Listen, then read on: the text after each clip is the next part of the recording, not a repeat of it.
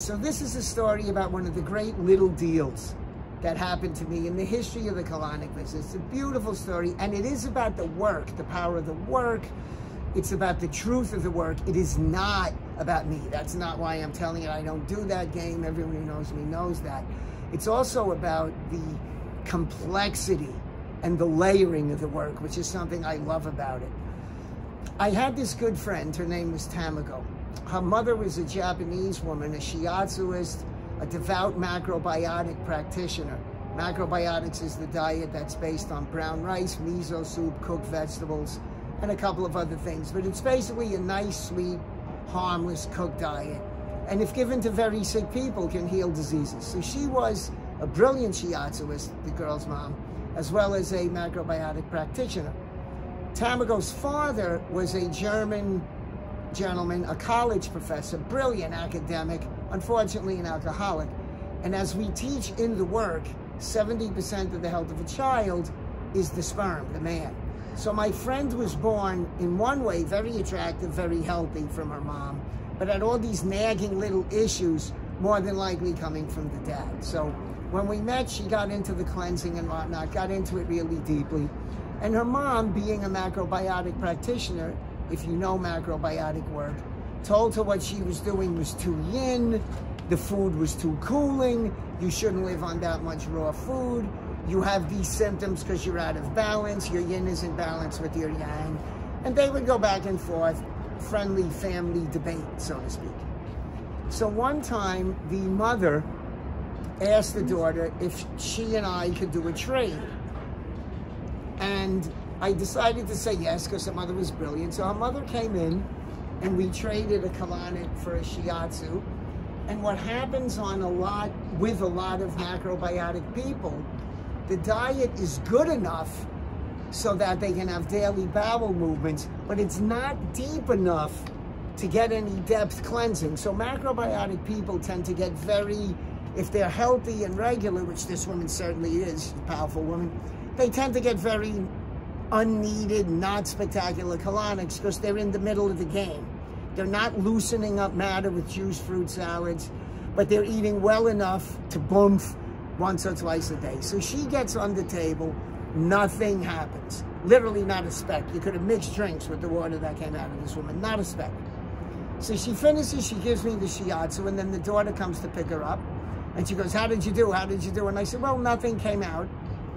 And she goes into this big, long speech, very calmly to the daughter. You see, I don't need this process. My body is balanced. My yin is balanced with my yang. I don't eat too cool.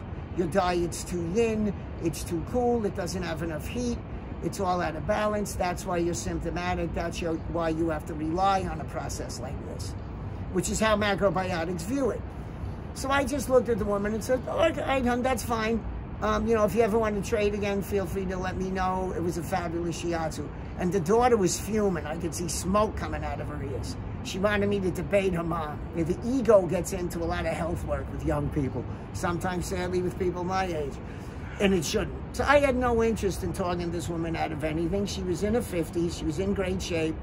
Just let her go. Concurrently, she also worked with one of the greatest mystical men I've ever read about. I met him once, named Mantak Chia. He was a Thai gentleman. You may know Mantak Chia. His wife, Manawan, and he ran this spa in Kasamue, Thailand. They were Thai.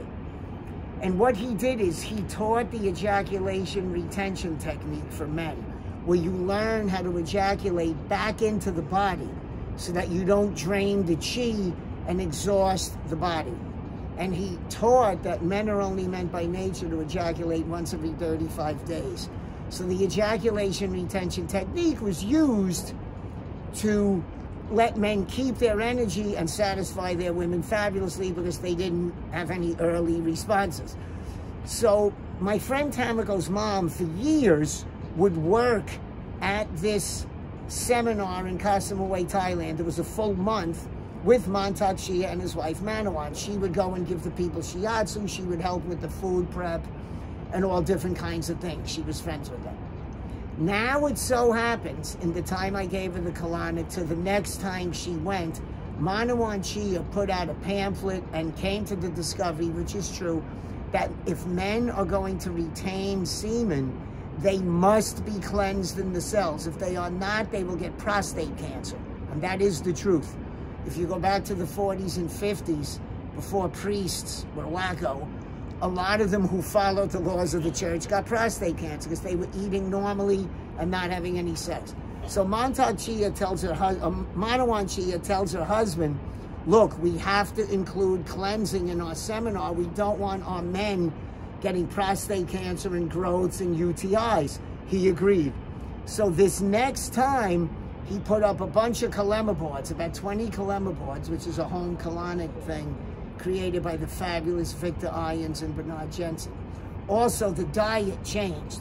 The diet used to be more cooked vegan food. Once Manawan learned about cleansing, it all became raw food, wheatgrass, pineapples, tropical food. My friend Tamako's mom goes and spends her month in Koh Samui, Thailand, having no idea what's coming.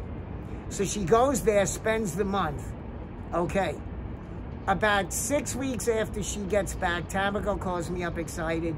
My mom wants to come for another colonic. So the mother comes in, and I notice her hair, which was very gray, is now very not gray. It's very dark. And I said, wow, and your hair looks fabulous. And she smiled. And she was very contained with this little warm smile. So she gets on the colonic table. She had just done a month of diet in the raw food life that Manawan had used to cleanse these guys. She was there, so she had to do it. She came home and continued it. She gets onto the colonic table. I pull about 15 pounds out of the woman. She gets up radiant, like glow, like a halo coming off this woman. She had great inherited energy. And she sits down and looks me in the eye. And this is truly, it's not about me, it's about the truth. This is truly one of the great moments, great little deals in the history of the colonic business. She looks at me with a smile and says, you knew all the time, but you knew I was sitting in ego, and you knew I was sitting in ignorance. So you let me sit in my ignorance because I wouldn't have heard the truth. And she turns to her daughter and says, that's how you teach. She said, I'm very sorry. I was in a space of not knowing. I understand this. I see where you're coming from. And now I back my daughter in her cleanse. And she ended up putting a colonic spot in a shiatsu space in Jersey. Does it to this day. She's in her 90s. And it was just the way that was handled. To come out so kind of sheepishly and forgivingly, like you knew. And you knew that I wasn't ready to hear it. And it moved me beyond. And it's a small thing, no biggie. But I remember that as much as I remember anything that happened. And it taught me a lot about how we deal with people. If you're in this as a practitioner, if you're online and you lead the horse to water, you can't make him drink. We speak to the people who ask us. We speak to the people who are open. We do not debate with people to feed our ego who have no interest in this work with the space they're in a given moment. And this is truly one of the great moments. I wanted to share that. We're going to be doing more of these here and there. Thank you for your time, and I hope this was worth it.